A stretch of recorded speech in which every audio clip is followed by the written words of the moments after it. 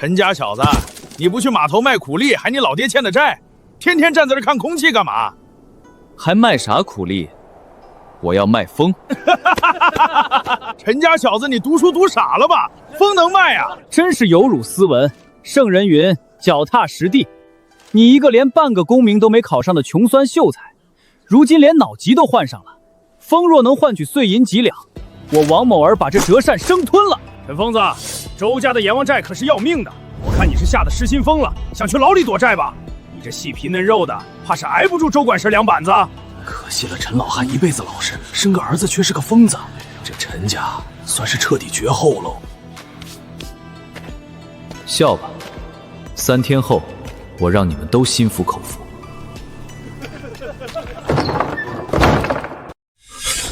这什么情况？我不是正在给学生上物理课吗？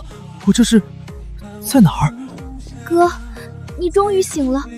你发了3天高烧，我还以为你跟爹一样不要小雅了。大前王朝，青山县，父亲病重借了周家的印子钱，半个月前咽气了，现在人死债留，这开局真是地狱啊！哟，陈大秀才醒了，没死就好。你要是死了，我这笔账找鬼要去。周管事，求求您再宽限几天，我哥刚醒，身体还病着，我们一定会想办法还钱的。滚一边去！这里有你个小丫头片说话的份儿吗？有事说事，别碰我妹妹。行啊，几天没见骨头变硬了，那咱们就明算账。你爹生前为了看病，从我们周家借了10两白银，按照我们周家的规矩，9出13归，加上这半年的利滚利，连本带利，一共30两白银。今天必须结清。10两本金，半年时间，利滚利变成30两。周管事，你们周家这复利算法，简直比高利贷还要不要脸。大钱律法明文规定，民间借贷月利不得超过3分，按3分算，半年利息顶多1两8钱。你这30两是怎么凭空捏造出来的？少他娘的跟老子扯律法！在这青山县，我们周家的话就是王法，白纸黑字的借条在此，上面还有你老爹的画押。今天你要是拿不出30两银子，老子就砸了你这破房子！你随便砸，这屋子里的东西加起来卖不到半两银子。你们周家要是喜欢收破烂，尽管拿走。管事，这小子耍赖，敬酒不吃吃罚酒，让我先打断他一条腿。房子虽然不值钱，但人值钱啊。陈策，我给你指条明路。你妹妹今年虽然才16，但模样还算周正，把她卖进我们周家当个烧火洗衣的丫头，这30两的债就一笔勾销了。这卖身契我都替你拟好了，签个字就行。哥，我不去，我不要去周家。周管事，你这算盘打得太响，吵到我的耳朵了。我妹妹不卖，这30两我还你。你还？你拿什么还？你这穷鬼全身上下连一个铜板都搜不出来，去大街上要饭，你要100年才能要到30两。这疯子怕是真烧坏了脑子，还以为自己是哪家的少爷呢。3天，给我3天时间，30两白银，我陈策1分不少的奉上。3天？你就是在街上抢也抢不到30两。你想拖延时间跑路，老子今天就要带人走。周家在青山县好歹也是有头有脸的大户，若今天强行绑走良家女，传出去说周家强买强卖，不仅名声扫地，还要吃官司。我既然当着这么多人的面敢说3天还清，自然有我的门道。你有个屁的门道！整个县城的商铺都不会雇佣你，你拿什么赚钱？我说了，我要卖风。卖风？你把风装进麻袋里卖给龙王爷吗？我看你是彻底疯了。这就不用周管事操心了。敢不敢跟我打个赌？3天为限，如果我拿出30两，借条当面私会2清。如果我拿不出，我陈策的命还有这宅子的地契，全是你们周家的。你要怎么处置？悉听尊便。管事，这小子疯得不轻，但这宅子虽然破，地皮好歹也能值个几两银子，加上他的命，咱不亏。3天时间，他就算长出翅膀，也变不出30两。好，你既然找死，我成全你。口说无凭，立字为据，我倒要看看你3天后怎么卖这破风。契约已成，现在带着你的人滚出我的房子。3天后的正午，带着借条来收钱。算你小子有种。我们走，3天后，老子亲自带人来给你收尸。哥，你疯了呀！30两，那是30两银子，你去哪里弄30两？你是不是真打算3天后把命赔给他们？小雅不值得你这么做。傻丫头，哭什么？哥哥既然敢签这个字，就有100%的把握。你记住，从今天起，没有任何人能欺负我们兄妹。周家不仅拿不走我们的命，以后还要看我们的脸色吃饭。可是你说你要卖风，风怎么卖啊？风又不能吃。小雅放心，哥哥我自有办法。小雅，别哭了，去帮我打1桶水来，然后把家里所有能找到的木匠工具、刀具，还有那几张牛皮全搬到院子里。哥，你到底要做什么呀？我要做一个能吞吐风暴的怪物。我们的第1桶金就从那个濒临倒闭的老铁匠铺开始。现在开工。哥，你画的这是什么呀？这叫双洞活塞风扇。你只需要知道，这东西造出来能吹出比咱们青山县刮的最猛的邪风还要大10倍的妖风。可是哥，咱们连饭都吃不上了，你造这个能当饭吃吗？周家的人3天后就要来收命了，咱们是不是应该先挖个地道跑路啊？跑？你哥我的字典里就没有跑这个字。这木箱子造出来，别说周家，县太爷都得给咱们送钱。哥，那你造这个大风箱需要什么东西啊？咱们家现在连1根完整的房梁都没有了。需要结实的干木板做箱体，需要粗大的毛竹管做进出风口，还需要最关键的一样东西——动物的皮革，最好是牛皮，用来做活塞的密封挑。没有密封挑，这风扇就是个漏气的破筛子。木板和管去后山的肥料堆里说不定能捡到，可是牛皮……哥，大前律法不准私自采杀耕牛，只有老死病死的牛才能让官府指定的屠户处理。1张牛皮得要2两银子呢，咱们连半个铜板都没有。钱确实是个问题，1分钱难倒英雄汉，古人诚不欺我。小雅，这是咱爹留下的吧？这是娘生前留下的陪嫁，爹病重的时候想当掉，当破掌柜锅成色太差，又是碎的，连200文钱都不值，爹就留下来了。200文，足够买1张别人不要的臭牛皮了。小雅，你在家烧水，把家里所有的刀和锯子磨快，我出去进货。哥，你千万别去惹事啊！放心，读书人的事儿怎么能叫惹事儿？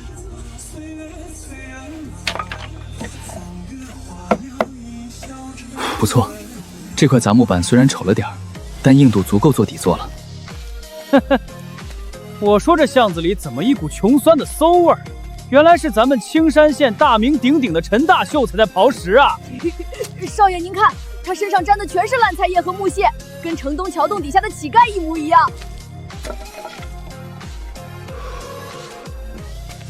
陈策，枉你当年还跟本少爷同窗3年，如今为了躲周家的30两赌债，竟然沦落到捡破烂的地步，圣贤书都读到狗肚子里去了。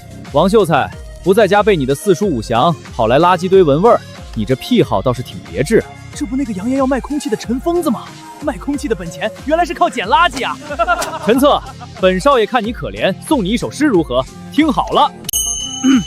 昔日同窗诵经史，今朝巷尾扮狗屎。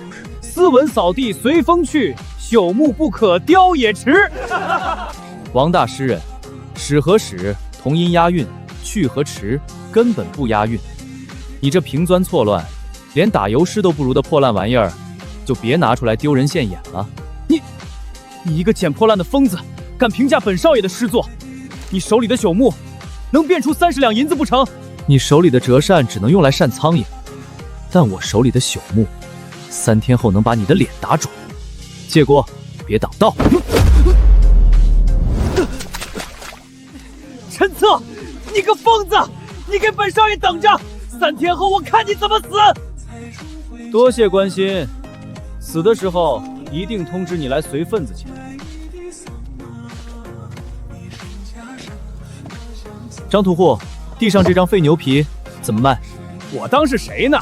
原来是陈家那个要卖空气的风秀才。怎么吃不起猪肉，想买块臭牛皮回去熬汤喝？师傅，他怕是连熬汤的柴火都买不起。这牛皮边角破损，放了至少有4天了，已经开始发臭腐烂。官府不收，你留着也是扔掉。开个价。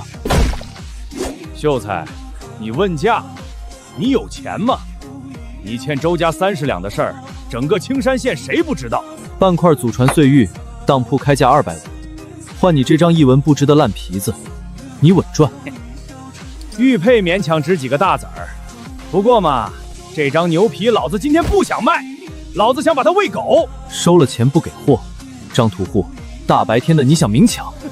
抢你怎么了？你个手无缚鸡之力的穷酸！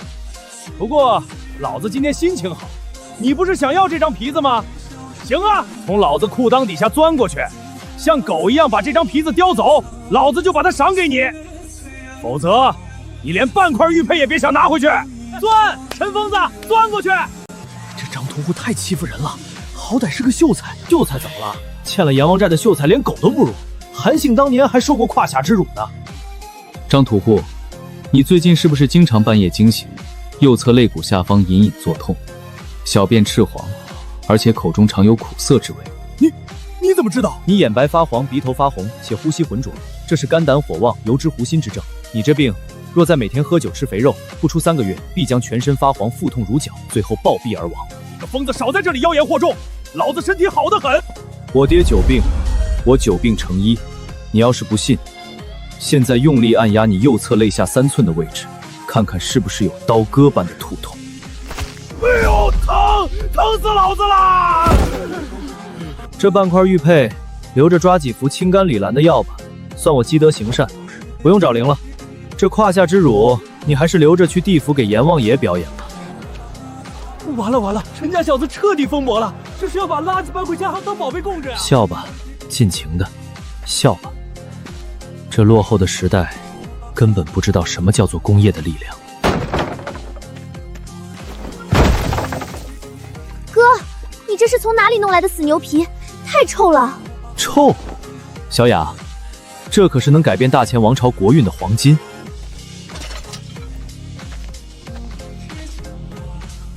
看哥哥怎么徒手捏出一个奇迹。组装开始。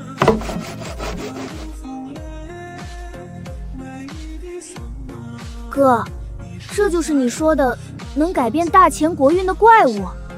它长得好像一口拼凑起来的破棺材，而且还是好臭。外表虽然潦草，但灵魂绝对硬核。小雅，工业的美感不在于好看，而在于力量。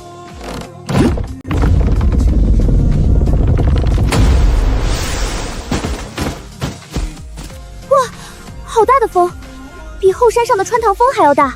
这还只是空载测试，等把它接到高炉上，就能让火焰产生质变。小雅，你在家锁好门，哥哥去拿咱们的第1桶金。李老头，县衙催要的50把精铁农具，今天已经是最后期限了。你这铺子里除了废铁就是炉渣，你是不是想去大牢里吃牢饭？王班头，您明鉴啊，不是小人不肯出力，周家把县里上好的煤炭和铁矿全买断了，小人只能买到最下等的裂矿和石柴，这炉火的温度根本上不去，铁矿石融化不了，打出来的农具全是脆的，一敲碎呀！哼，我管你买什么矿，县太爷只要东西，拿不出工具，明天一早不仅砸了你这铁匠铺，还要拿你下狱问罪。王班头息怒，这老李头也是被逼到了绝路。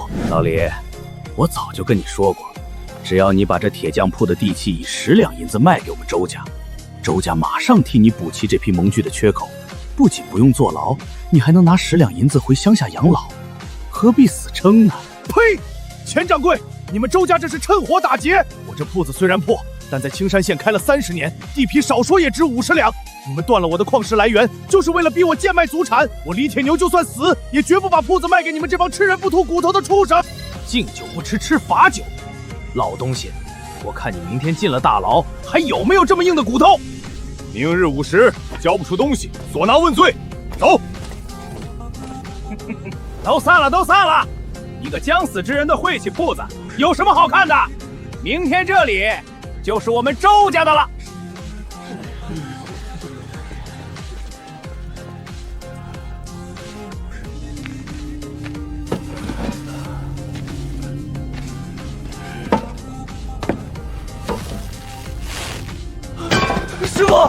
师傅，您别想不开啊！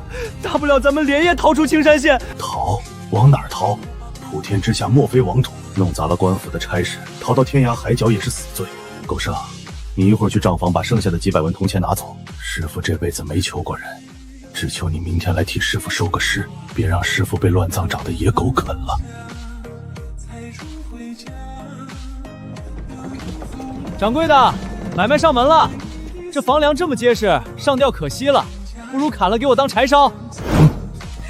你不是那个欠了周家30两要卖空气的陈疯子吗？陈家小子，你跑到我这里发什么疯？老子今天没空听你念知乎则也，滚出去！李叔，我是来救你的命的，顺便也救救你这半死不活的炉火。李老头，你还真是有福气啊！一个马上要被砍头的疯秀才，推着一口破棺材来救你。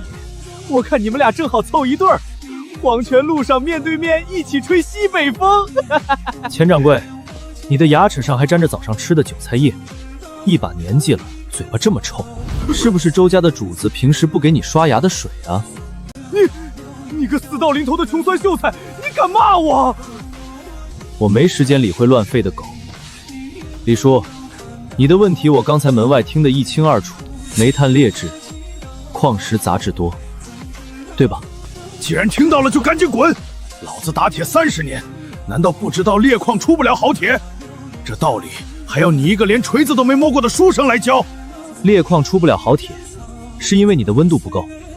你这破皮老虎，拉一次漏半管风，推一次又要停顿，炉温撑死不过800度。别说融化裂矿，烤红薯都费劲。800度？什么乱七八糟的？这火势已经是青山县最大的了，你懂个屁的控火！拿一堆破烂木板跑来消遣老子，信不信老子一锤子砸碎你这破箱子？师父息怒！砸！你砸下去，你这30年的手艺就彻底断绝。你明天去大牢里蹲着，我就白白送给周家。你砸！李叔，你仔细看看我带来的是什么？这东西叫双动活塞风向，拉也出风，风力连绵不绝。只要你把它接在你的火炉上，我保证，半炷香之内，这炉子里的废渣全都会变成铁水。陈家小子，你知不知道你在说什么大话？连环风沙那是京城匠作剑才有的图纸，就凭你这几块破烂木头拼起来的垃圾，是不是大话？试过就知道。李叔，咱俩做个交易。什么交易？借你这火炉和铁砧半个时辰，如果炉火不旺，废铁不化，我陈策给你铁匠铺当10年免费苦力，端茶倒水打铁劈木，绝无怨言。白纸黑字，立刻画押。10年苦力？你欠了周家30两，3天后就没命了，哪来的10年给我当苦力？只要今天这火点起来，周家那30两就是个屁。我就问你，敢不敢赌？好，那要是火旺了呢？你要什么？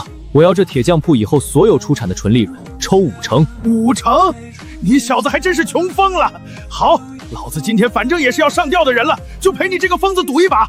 要是火不旺，不用周家动手，老子今天先用铁锤敲断你的腿。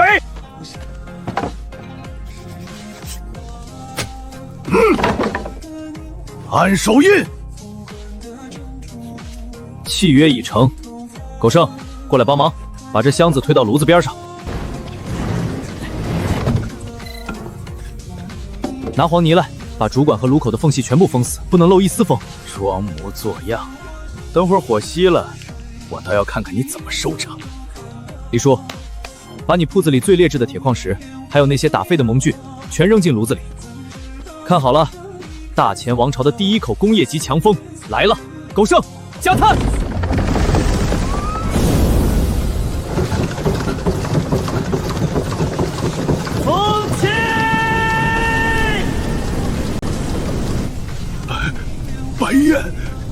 可能！李叔，准备铁锤！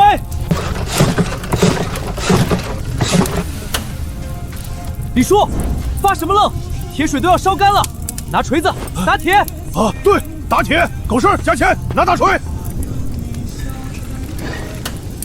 给老子起！砸！把里面的加高全给我敲出来！80！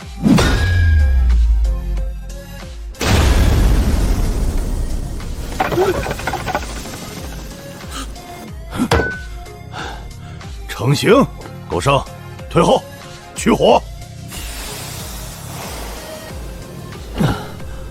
成了。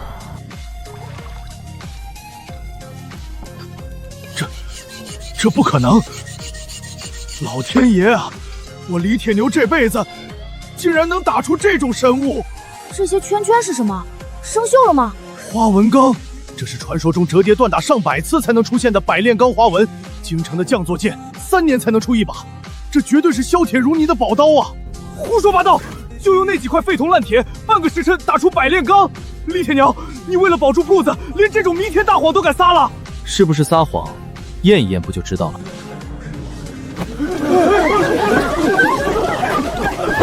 滚开！滚开！都给老子闪开！老钱，我听说这里出事了，县衙的人来封铺子了吗？这铺子的地契拿到手没有？管事大人，这陈疯子弄了个妖物木箱，不知道用了什么妖法，刚才炉子里的火冒白光啊！他还说打出了一把百炼钢。百炼钢？哈哈哈！陈策，你那30两银子还没凑齐，跑这里来装铁匠了？怎么想拿把破柴刀抵我的账？周管事，来得早不如来得巧，我这把刀不仅能抵你的账，还能买你一条胳膊。死鸭子嘴硬，一把破柴刀也敢叫嚣！你今天要是拿不出30两，老子现在就把你绑去沉江！周管事，听说你们周家护营用的刀都是高价从外地买来的精铁打造，号称吹毛断发，敢不敢拿出来跟我这把破柴刀碰一碰？小子，你找死！我这把刀可是纯正的精铁，花了5两银子买的，砍你的破柴刀就像切豆腐一样。好啊，既然你想死得明白，我就成全。老五，砍给他看，把他的破刀连同他那点可怜的子孙一起砍个粉碎。这陈疯子惨了，金铁刀砍柴刀，那不是鸡蛋碰石头吗？李叔，这是你的作品，这第一刀，你来。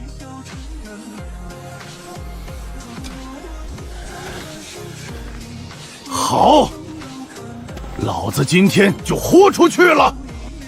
来啊，老骨头，连你一块儿劈了！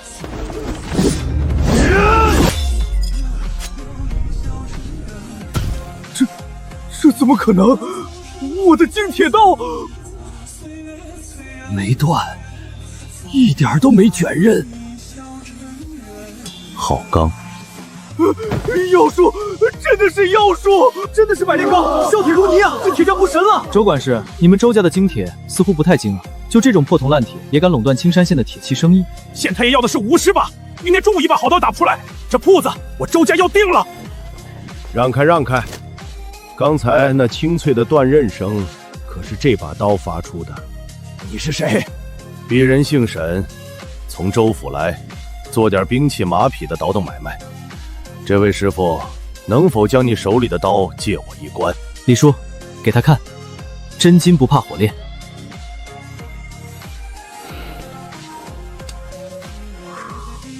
吹毛断发，真的是天然的百段花纹，极品，简直是极品！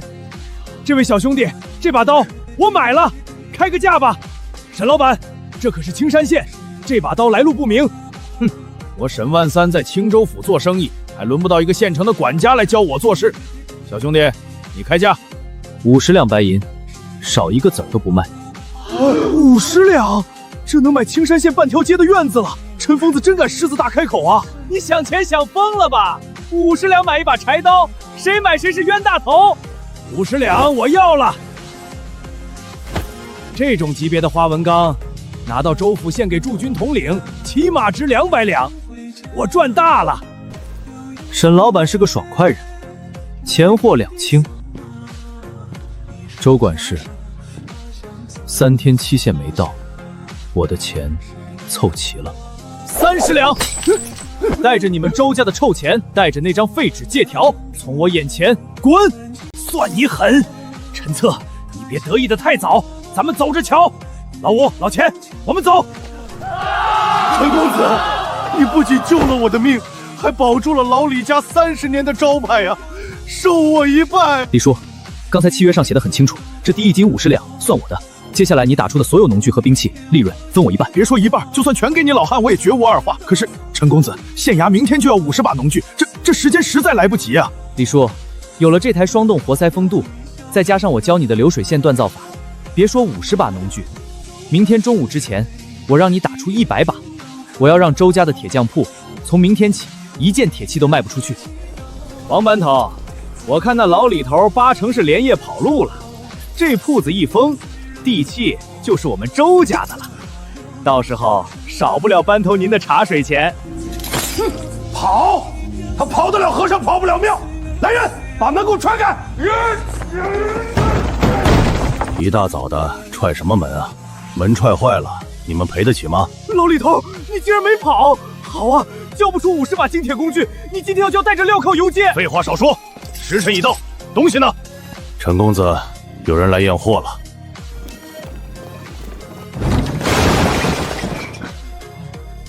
你要50把，这里是100把，多出来的50把，算作李铁匠铺孝敬县太爷的天头。100把，1晚上？假的，肯定是拿烂泥糊的次品，劣质矿石，怎么可能一夜之间打出这么多好铁？王班头，你快验货，一敲就碎。好铁，百炼精铁，比县衙军械库里的刀还要锋利。这怎么可能？不可能，绝对不可能！障眼法，这上面连个缺口都没有。钱掌柜，你的牙口既然那么好，不如亲自咬一口试试，看看是我的镰刀硬，还是你周家的脸皮硬。老李，你这手艺真是绝了！县太爷要是看到这批货，定会重重有赏。来人，把这批蒙介装车带回县衙。李老板，以后县衙的铁器活全包给你了，告辞。钱掌柜，你的锁掉了，这铺子我李铁牛接着开，你还不滚？你们给我等着，周家不会放过你们的！废物，一群废物，垄断了矿石和木炭，竟然还能让他一夜之间打出100把精铁农具，我养你们有什么用？家主息怒，真不是属下办事不力。那个陈疯子造了一个巨大的怪木箱，只要一拉，那炉子里的火就冒白光啊，连废铁渣都能融成铁水。家主，那小子用的风箱确实邪门，李老头就是靠着那东西才把劣质矿石锻造成了精铁。如果不把那东西毁了，咱们周家的铁铺以后就别想在青山县卖出1寸铁。既然问题出在那个木箱上，那就把它解决掉。家主的意思是做掉陈策，愚蠢。陈策刚给县衙交了一大批精良的农具，现在正是县太爷眼前的红人，你现在去杀他，是嫌我们周家死得不够快吗？陈策不过是个书生，那木箱才是关键，他能造，我们就不能毁。带上你手底下所有的人，去把老李铁匠铺给我砸了，记住，重点砸那个木箱，砸成木屑。管事，你带上银票，去把全县所有的木匠全给我雇下来，所有的木板主管全给我买断，我看他拿什么重造。家主英明，属下这就去办。今天过后，青山县再无陈策立足之地。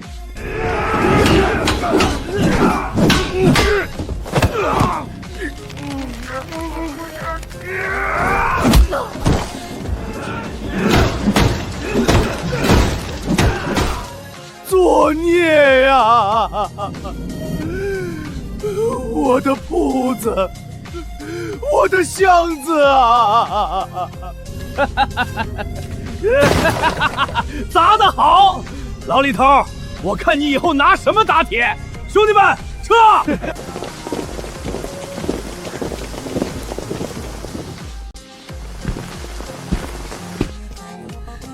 陈大哥，周家的人把风扇砸了，全毁了。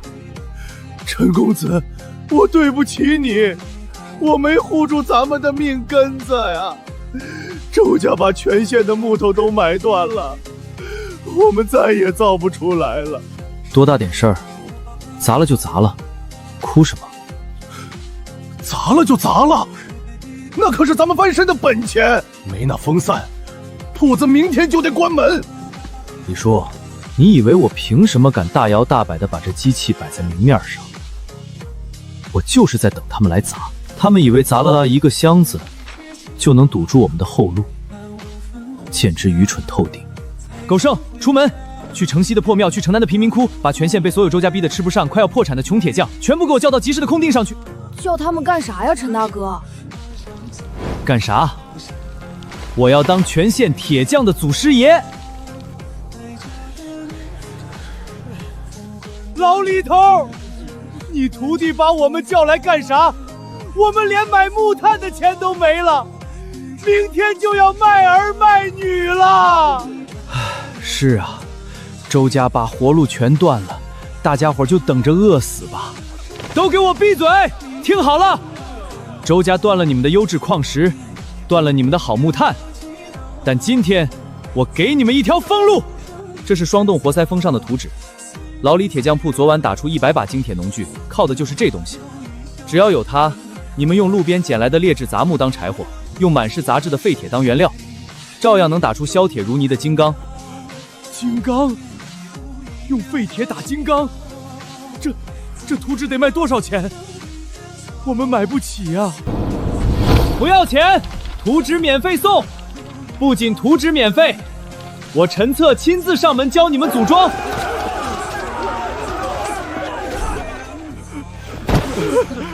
陈公子，你是活菩萨！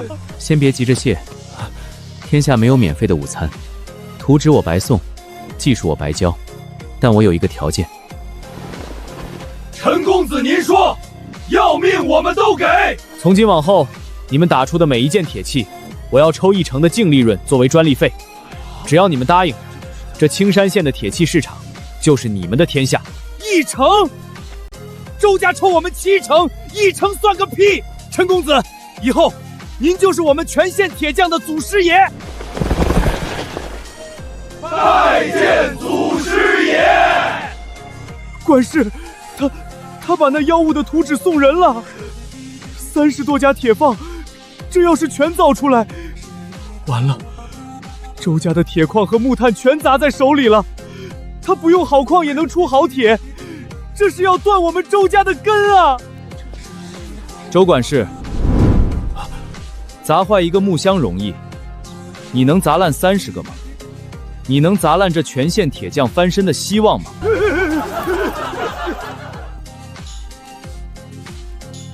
陈公子，这是城西王记铁铺这个月的专利费，一共15两银子，您点点。不用点了，用人不疑。下一个。自从用了您的风扇，废铁变金刚，生意好的踩破门槛呀！祖师爷，这是我们赵家铺子的10两银子，多亏了您的图纸，周家那个黑心炭厂昨天直接关门大吉了，痛快，太痛快了！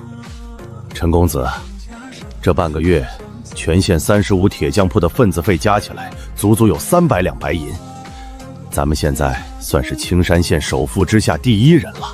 这钱您打算买几百亩良田，还是去城里置办几套大宅子？买田买宅子？李叔，你的格局太小了，农业的回报率太低。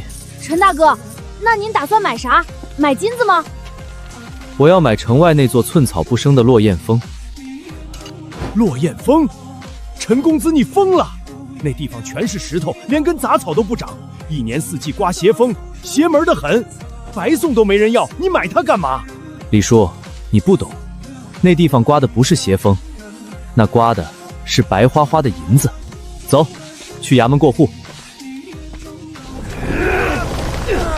左边拉紧，榫卯对齐，打入木隙，底座必须稳。陈大哥，木板全运上来了。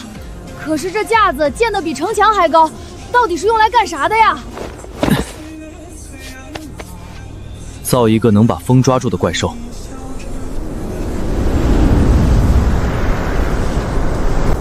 少爷，风太大了，咱们回去吧。回什么回？本少爷今天特地来看这个疯子的笑话。哈哈，策，我听城里人说你花了100两银子买下了这座破山头，我还以为你要建什么风水宝塔，原来是建了个巨大的鸡笼。怎么，秀才考不上，改掉当木匠啦？王秀才，你的脸消肿了吗？上次被我撞进泥坑，衣服洗干净了没？你少逞口舌之快！你花光了赚来的300两银子，在这鸟不拉屎的地方建这么个没用的破木架，我看你就是脑筋又犯了。没用。王秀才，你读了一肚子圣贤书，却连最基础的动力转化都不懂。等这东西转起来，你就会知道什么叫做人力不可抗拒的奇迹。哼，奇迹？本少爷只看到一个彻头彻尾的蠢货，你就等着破产了。周管事，您这招真是高啊！那落雁峰本就是咱们周家废弃的荒山，您一转手卖给他100两，净赚100两白银呐！那小子靠风勺赚了点钱，就不知道天高地厚了。我故意让人放出风声，说落雁峰风水好，他竟然真上当了。管事，他建那么高个木头架子，到底图啥？图个吉利吧！随他折腾，木架子建得再高，也生不出粮食，打不出铁。等他钱花光了，青山县的铁器生意迟早还是我们周家的。走，回去查账。老天爷啊，这么高的木塔，那山叶比我家屋顶还要大。陈疯子这回是真的疯彻底了，这东西除了当风还能干嘛？陈策，听说你今天这破木匠子要开张，我特地带了2袋上好的小麦来给你捧场。陈公子，我们周家在城外有50头骡子，日夜不停地拉磨，一天能磨出500斤面粉。你这破架子，一头牲口都没有，难不成让这大风帮你推磨？李叔，检查转动头。周成抹了猪油，齿轮咬合正常。狗剩，解开帆布绑绳。绑绳一解开。周管事，你说你家有50头骡子，那你今天睁大狗眼看清楚，我这头看不见摸不着的骡子脾气有多大？迎风，转起来了，那没有牛拉，木头自己转起来了，妖术，真的是妖术！转了，石磨转了！周管事，别愣着，把你的小麦倒进来。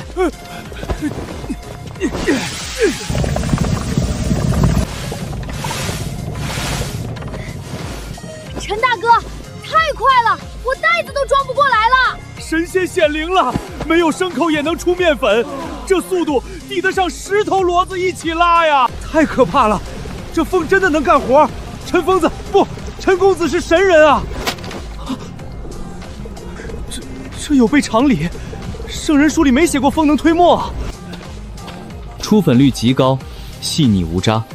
周管事，这半炷香的时间，你的50头骡子能磨出这么多面吗？不可能，你这怪物不用吃草，不用歇息，只要有风就能一直转，这要碾死我们周家的磨坊啊！你以为我买落雁峰是当冤大头？你以为那100两银子是你赚了？周管事，这叫工业垄断。从今天起，青山县所有的面粉加工，我陈策包了。你们周家那50头骡子，可以拉去屠宰场卖肉了。完了，全完了！不用草料，人力省，它的成本连我们的1成都不到。陈策，你欺人太甚！我周家在青山县根深蒂固，你以为靠着一个破风车就能扳倒我们？一个不够，那就建10个。青山县的风，从今天起姓陈了。小雅，送客。听见没？我哥让你们滚，快滚！带着你们的空麻袋滚！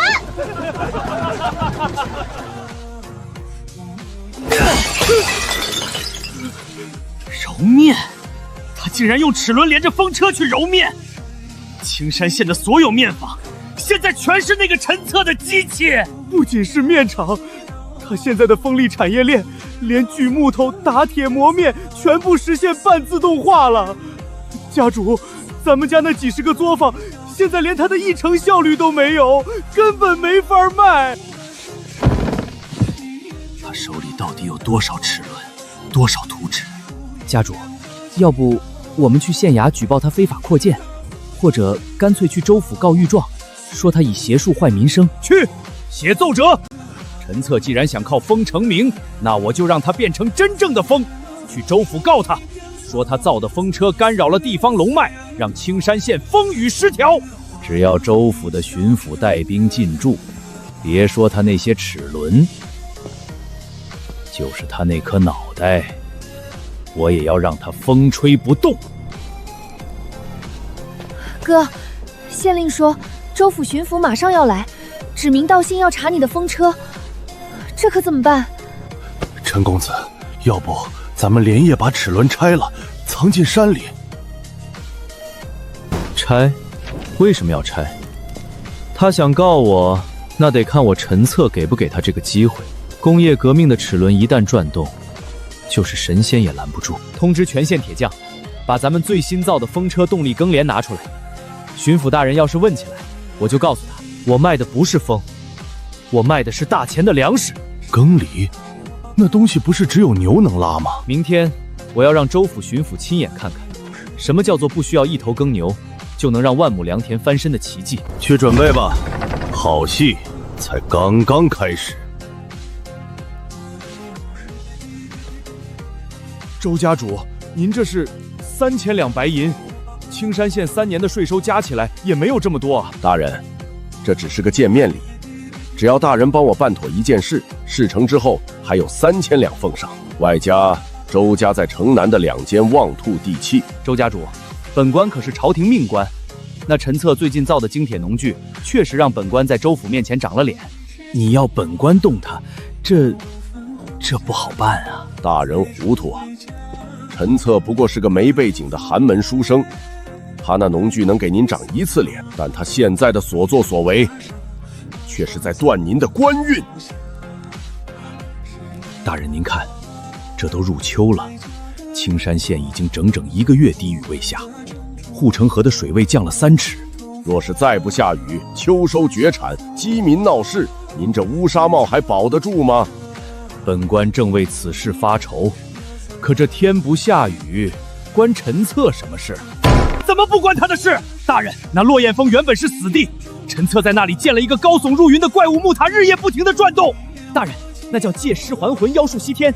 陈策造的那个巨大风车，扇叶犹如妖魔的手臂，正是那怪着日线上空的雨云全给扇走了。不仅扇走了雨云，还吸食了咱们大钱的国运龙脉呀！这风车把雨云扇走了，这等荒谬之言，州府上面能信吗？荒不荒谬不重要，重要的是百姓信不信。只要大人您贴出告示，定性那是妖物，饥民的怒火就会全部发泄到陈策身上。到时候您就是顺应民意、斩妖除魔的青天大老爷，这旱灾的罪责也就不用您来背了。好，妖言惑众，破坏风水，致使大旱。本官这就签发海捕文书，查封工坊，将这妖人打入死牢。哥，喝口汤吧。这天真是邪门了，越来越热，一丝云彩都没有，山下的河床都露出来了。气压异常升高，湿度极度下降，这是典型的大旱前兆。小雅，通知李叔他们，铁器农具先停一停。陈大哥，为啥停啊？城里的商行还在催货呢。农田要是连水都没有了，要镰刀和锄头有什么用？陈公子，这管子弯弯绕绕的，真能把水吸上来？只要风车还在转，动力源源不断，别说抽水，就算抽干一个池塘也不在话下。不好了，衙门的人来了，好多官差！县太爷办案，闲杂人等统统退下，敢抗法者杀无赦。王班头，咱们可是刚给县衙打了农具，陈公子犯了什么法？你们带这么多人来抓人？犯了什么法？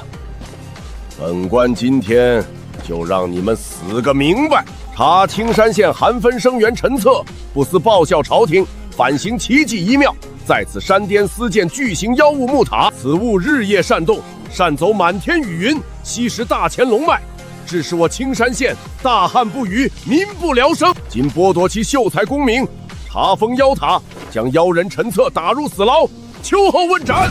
放屁！风车是靠风吹才转的，怎么可能把雨云扇走？你们这是胡说八道！大胆贱民！风车若不是妖物，为何它一建起来，青山县就再也没下过一滴雨？陈策，你为了自己赚钱，罔顾全县百姓的死活，你该当何罪？欲加之罪，何患无辞？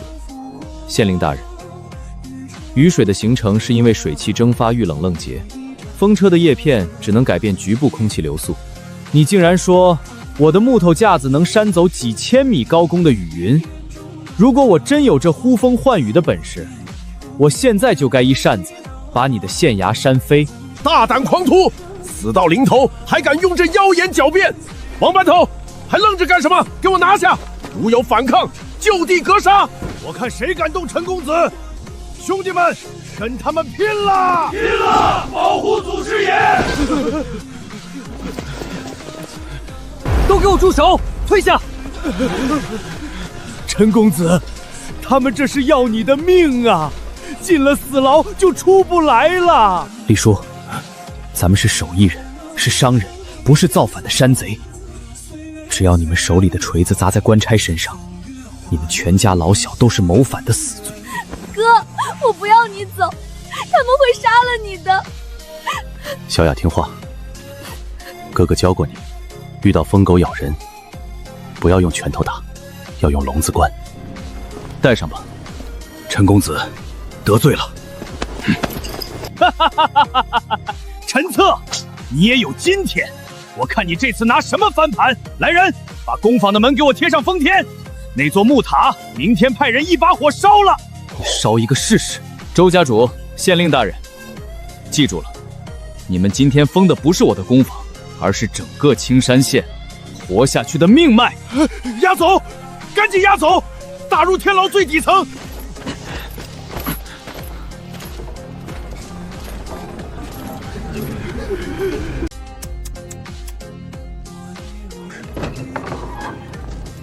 大名鼎鼎的陈祖师爷，这天牢的滋味如何？这里的风水可比你那落雁峰好多了吧？周家主大半夜的不去守着你家那几万斤发霉的陈麦，跑到这臭烘烘的地方来看我，怎么？你家也破产来这儿蹲局子了？牙尖嘴净，陈策，都到了这步田地，你还装什么硬骨头？县令已经拟好了判决文书，3日后游街示众，秋后直接问斩。你那妹妹，我也花10两银子买下来了，明天就送到翠红楼去接客。周家主，你是个商人，商人无利不起早。你半夜来死牢，绝对不是为了告诉我这些废话的。说吧，你的条件。跟聪明人说话就是省力气。只要你在这份工坊无偿转让契约上签字画押，把你那风车和打铁机器的图纸全部交出来，我保证你明天就能活着走出青山县。你妹妹，我也会完璧归赵。只要你交出技术，周家大人大量给你留条狗命，否则明年的今天就是你兄妹俩的忌日。周家主啊，周家主，你以为你赢了？你以为抢走了我的齿轮和图纸，你们这群只会用算盘放高利贷的封建土老帽就能玩得转工业？你笑什么？你死到临头了，签不签？我不签。周家主，你今天在山上有没有感觉到一丝微风？什么意思？气压极低，风向转南，空气干燥的能擦出火星。我不用看天象，我只用物理定律就能算出，青山县马上就要迎来100年不遇的特大旱灾。大旱又如何？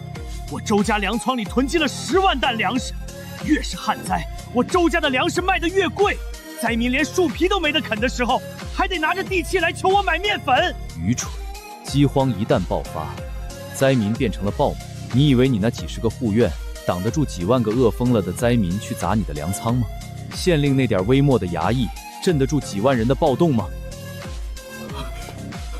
到了那个时候，能把几丈不深的地下水抽上来救命的，全天下只有我陈策的那座风车。你胡说！那风车只会磨面和打铁。反正我不出去，不出7日，青山县就会大乱。你还有那个蠢货县令，会亲自来到这大牢门口，跪在地上求我出去。疯子，你就是个彻头彻尾的疯子！我们走。县太爷，救命啊！这水车根本够不着水面，地里的庄稼全旱死了。求大老爷开仓放粮，救救青山县的百姓吧！滚开！本官要是能变出水来，还用来这里视察？大人，西乡的13个村子也全部断水了，井都打不出泥浆了。再这么下去，不出3天，全县都要绝收。这天撒的老天爷，怎么说旱就旱？钦差巡抚马上就要下来视察，这个时候绝收，本官的脑袋还要不要了？大人，您忘了7天前那个被您抓进死牢的陈策，他说过，青山县马上会有100年不遇的大旱。他真的算准了？不仅算准了大旱，大人，如今河水下降，人力水车彻底成了摆设，能把这么深的水抽上来的，恐怕只有他造的那个风车怪物了。放肆！那风车是本官亲自定性的妖物，是他用妖术扇走了雨云，才导致的大旱。你让本官去求一个妖人，本官的脸往哪儿搁？属下不敢。可是大人，城里的难民越来越多了，周家今天一走，又把粮价翻了1倍。翻了1倍？周八平这是要逼反百姓啊！走，回县衙。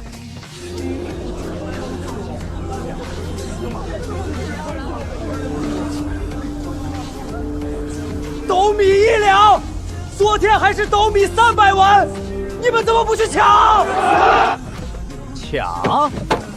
抢哪有卖粮食赚钱快？现在全县大旱，颗粒无收。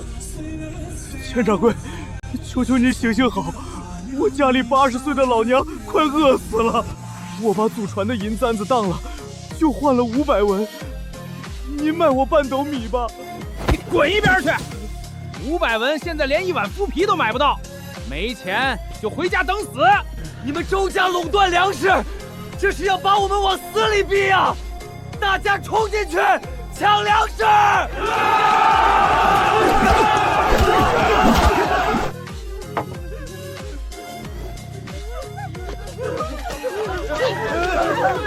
我看谁敢动！这粮食是我周家真金白银买来的，我想卖多少钱就卖多少钱。大钱律法保护商贾财产，你们要是敢抢，县太爷的板子可不认人。县太爷就是被你们周家的银子喂饱的狗。我想起来了，陈公子被抓那天说过，周家就是想发国3财。陈公子说只有他的风车能救我们。对，陈公子是被冤枉的，他不是妖人，周家才是吸血的恶鬼。大家给我去走，逼县太爷放了陈公子，放陈公子出山。去县衙，放陈公子，开仓放粮。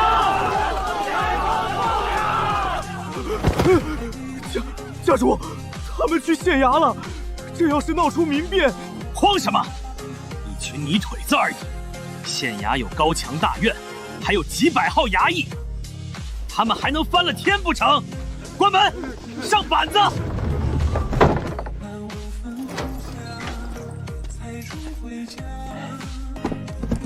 陈公子，吃饭了。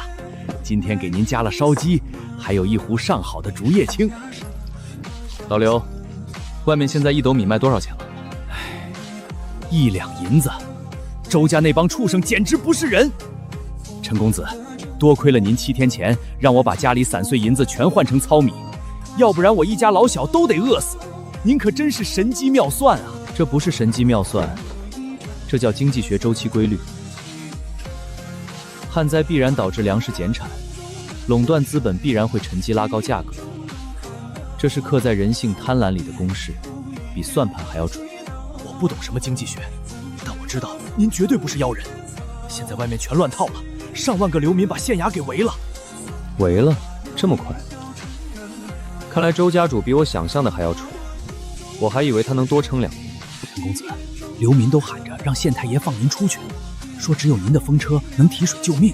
您说县太爷会放您吗？他可是收了周家3000两银子啊！3000两银子买不来一条命。县令是个官民，要是灾民造反冲破县衙，上面派兵镇压的第一件事就是砍了他的脑袋，平息民愤。老刘，把牢门擦干净。县令大人的轿子快到了。啊！县太爷要亲自下大牢，这可是从来没有过的事啊！他不来，我就不走。狗官，开门！放了陈公子！放陈公子！我们要活命！大人，顶不住了，兄弟们根本不敢还手，难民太多了，城外灾民还在往这儿涌，大门最多再撑1炷香。东尊，不能再犹豫了，大门一破，咱们全得没命。本官该怎么办？去调兵，去守备营调兵镇压。调什么兵？军户家属都在难民堆里，调兵就是逼军队划片。大人，解铃还须系铃人，难民只认陈策。放了他，本官亲自定的妖人罪名。放了他，本官威信何在？还有周家的3000两银子。东主，命都没了，要银子有什么用？威信挡得住1万把锄头吗？巡抚明天就到，这事儿捅上去，咱们全族都得掉脑袋！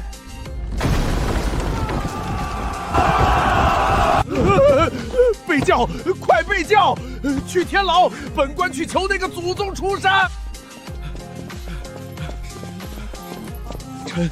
陈公子，谁啊？中午的扰人清梦，不知道死囚也要睡午觉的吗？是我，是本官啊！陈公子，本官查明了，那日抓你实属周家诬陷。公子造的风车乃是利国利民的神器，绝非妖物。本官特来请公子出狱。哦，县令大人亲自来接我。可是我记得通缉令上白纸黑字写着，我吸食大钱国运，致使大旱，秋后问斩。这死牢的干草堆挺舒服的，我不想出去了。公子莫要说笑，外面1万多暴民，快把衙门拆了！只要公子答应出狱提水救灾，本官立刻当销毁通缉令，恢复公子秀才功名。恢复功名？县令大人，我被你像拖狗一样拖进这死牢，名誉扫地。你一句话抓我，一句话放我，你当我是什么？那公子要如何才肯出去？第一，打开牢门，你亲自给我解开这镣铐。好，老刘，开门，我亲自解。第二，周家囤积居奇，哄抬粮价，逼迫良民。我要你立刻签发查抄令，把周家的粮仓给我全部封了，开仓放粮。东军，这查抄周家那3000两的事，要是被周家抖出来，不查抄周家，门外的灾民就会查抄你们，自己选。查，立刻查！王班头，你拿本官的手绢，去把周家粮行给我围了，1粒米都不准他们带走，属下遵命。陈公子，这2个条件本官都答应了，第3个条件是什么？求公子快一步嘛。第3个条件，我要你把你的8台大轿停在牢门口，本公子要坐着县太爷的轿子，风风光光的出着天牢，我要让全县百姓看着是谁在救青山县的命。这与理不合啊！8台大轿乃是朝廷命官的仪仗，既然不合，那就让门外那1万把锄头来跟你讲讲道理。我答应，我全答应。陈祖宗，我给您下跪了，您做我的轿子，您就是青山县的活菩萨，求您出山。起轿，去公房，让这大钱王朝看看，什么叫做真正的工业奇迹。1、2、3！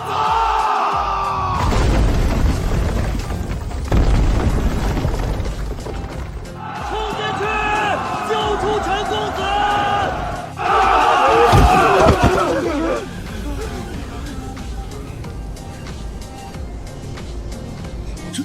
这是唱的哪一出？县太爷要跑路？师傅，县太爷怎么站在轿子外面？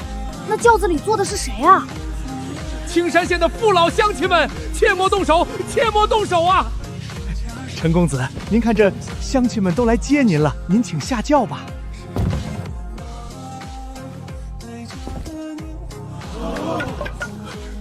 陈公子，您没事儿，他们没对您动刑。李叔，我都坐着县差爷的8抬大轿了，谁敢对我动刑？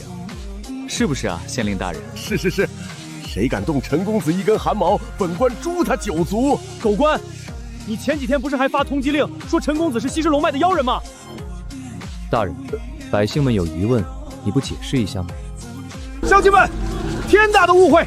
本官是受了城东周家的蒙蔽和贿赂，陈公子乃是我青山县百年难遇的旷世奇才，他造的风车是救苦救难的神器。本官已查明真相，恢复陈公子的功名。从今往后，陈公子的话就是本官的话。乡亲们，大旱无情，但人祸更多。我知道你们现在最缺的是粮食，周家垄断粮行，斗米1两，这是在喝你们的血。陈公子，我们买不起啊，家里孩子已经饿了3天了。王班头，县令大人的手谕拿到了吗？回公子的话，手谕在此，县衙所有衙卫已集结完毕，去把周家的大门给我砸了，查封周家所有粮仓，将囤积的10万担陈麦立刻搬到机场，按大旱前的原价开仓放粮，谁敢阻拦，按谋反罪就地正法。陈公子万岁！开仓放粮，开仓放粮！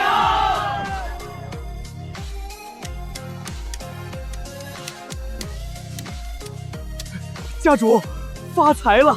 今天上午短短2个时辰，咱们就卖出去了300斗糙米，收进来了整整300两白银呢！这些泥腿子为了活命，连祖传的玉佩都拿来换粮食了。家主英明，那些暴民去围攻县衙，陈策他肯定已经没命了。3000两银子买他1条命，太划算。等暴民散了，面粉价格再翻1倍。怎么回事？谁敢在周家撒野？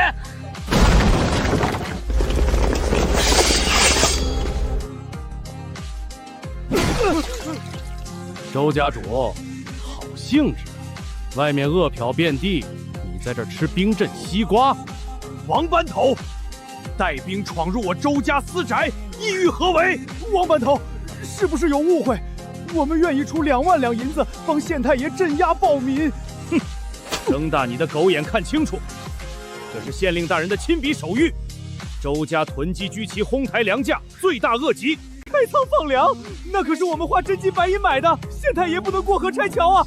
陈策这不是死了吗？陈策，陈公子现在正坐在县太爷的8条大轿上，指挥我们搭棚施粥呢。你们周家的10万担粮食全归陈公子调配了。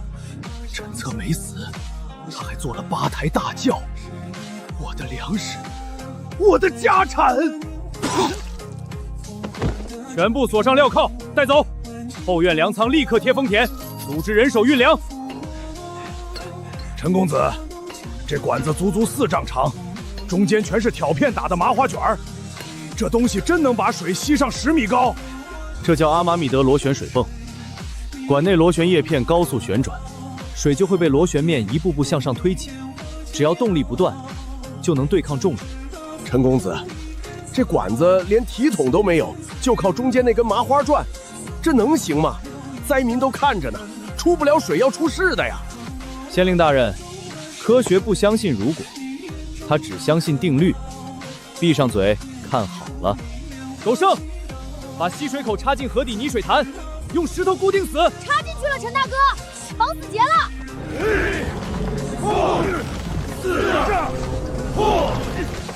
管体固定完毕。陈公子，动力源怎么接？这东西几千斤重，30个铁匠推磨也转不动啊！谁说要用人力了？把落雁峰上的传动皮带拉过来。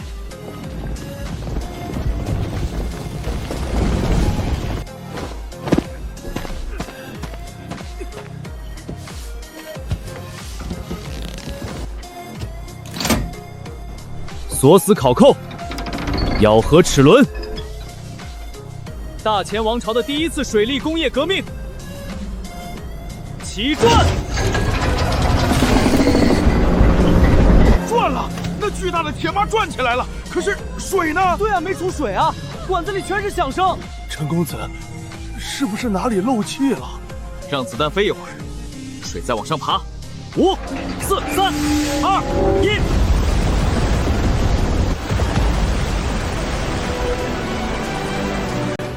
水，是水，真的冲上来了！10米高的河底冲上来了！老天爷显灵了，龙老爷显灵了，庄家有救了，我们不用死了！陈公子，这不是奇迹一貌，这是夺天地造化呀！神仙，陈公子您就是活神仙，下官有眼无珠，下官给您立长生牌位。立牌配就免了。县令大人，这台机器的专利费，还有刚才那10万担粮食的调配费，记得去我的工房结一下。啊？还要结账？不然呢？你以为我费这么大劲，真的只是为了当个好人？这位老丈，本官碧儿从州府来收粮，听说青山县大旱月余，为何这地里的庄稼长得如此喜人？外乡客，你消息闭塞了吧？咱们青山县早就不用靠天吃饭了。陈公子在河边造了个大铁管子，把河底的泥水全抽上来了。现在家家户户的水渠都是满的。老张莫开玩笑，河水干涸，水车根本够不到水面，哪有铁管子能自己往上吸水的？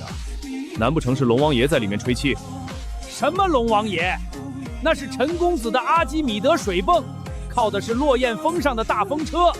你们自己去河边看看就知道了。不跟你们闲扯了，我去给陈公子的工房送菜去。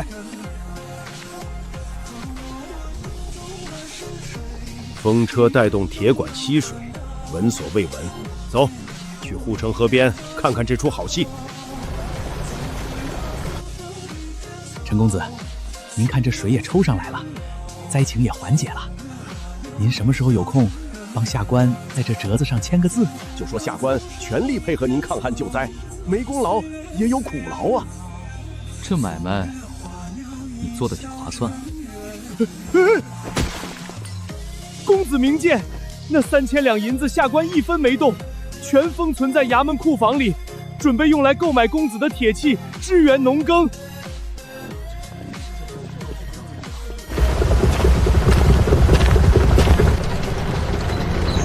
别动，手指头不要了吗？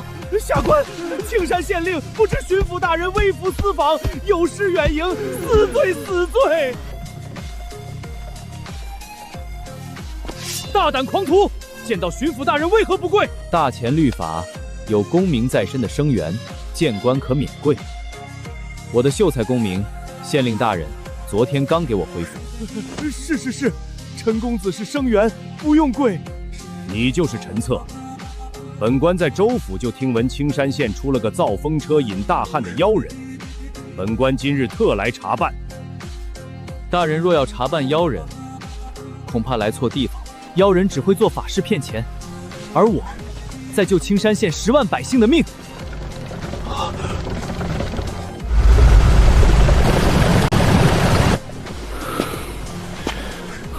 这东西真的是靠风力转动的，不需要一头耕牛，不需要一个人力，就能把1丈深的水抽上来。风力转化为机供力，只要起风，这台机器就能12个时辰日夜不休。大人，大前的农田如果有10万台这样的水泵，您觉得还会怕旱灾吗？县令，如此利国利民的旷世奇才，你折子上为何写他妖言惑民？你这县令是不想当了吗？大人冤枉啊！下官是受了城东周家的蛊惑，周家垄断粮行，哄抬物价，企图借旱灾发国难财。下官已经将周家全家下狱，正准备向大人禀报啊！哼！你以为本官不知道你收了周家的黑钱，把周家家主给本官押到公堂？本官今日要亲自审理此案。福大人，草民冤枉啊！草民是正经买卖人。大人，陈策造妖物迷惑县令，夺我周家家产，那风车真的是妖物啊！放肆！本官亲眼所见，那提水神器救活了万亩良田，你还敢满口妖言？这是你周家粮行的密账，灾前斗米10文，灾后斗米1两，翻了100倍。你囤积10万担粮食拒不发售，致使城外饿死数百灾民。大钱律法，灾荒哄抬粮价者，统统谋反。掌门，怎么会在你们手里？周家主，你粮行的伙计也要吃饭，我只用了10斤面粉，他就把这本账册从你床底下偷出来了。我早说过，资本的垄断在绝对的降维打击面前不堪一击。陈策，你个小畜生，你断我周家100年基业，我做鬼也不会放过你！100年基业，靠吸老百姓的血建立起来的基业早就该塌了，我不过是往这腐朽的珠子上踹了最后一脚而已。来人！周家家主图谋不轨，囤积居奇，剥夺所有家产充公，全家老小流放3000里，立刻押入死牢，秋后问斩。大人英明，大人青天大老爷。县令受贿渎职，本该同罪，但念在你最后关头开仓放粮，协助陈策救灾有功的份上，死罪可免，摘去顶戴花翎，贬为庶民，永不录用。滚！谢大人不杀之恩，谢大人，谢大人，大人。陈公子，今日若非你出手，青山县必生民变，本官这巡抚也当到头了，请受本官一拜。大人折煞草民了，我不过是个卖风的商人。不，本官去看了你的铁匠工坊，流水线作业，标准化齿轮，你的风箫能把废铁变成金刚，你的风车能把河水抽上高地。你卖的不是风，你卖的是大钱的国运。大人过誉了，这只是最基础的空气动力学和机械传导而已。这是本官的通关金牌，本官即刻上奏朝廷。从今日起，你陈策就是朝廷钦定的御用皇商，青山县的落雁峰方圆50里全划为你的私人封地。兵部所需的金刚兵器，工部所需的农具水车，全部交由你来督造。既然大人如此痛快，那草民就不客气了。不过，这风力终究受天气制约，我还需要大人帮我调拨一批上好的石炭和精铜。你要精铜和石炭做什么？打铁用铁矿不就行了？风力只是开胃菜，接下来我要烧开一壶水，我要用这壶水产生的蒸汽，推着大钱的铁甲战船，去征服这四海八荒。好，你要什么，本官给什么。大钱的国运，本官就压在你身上了。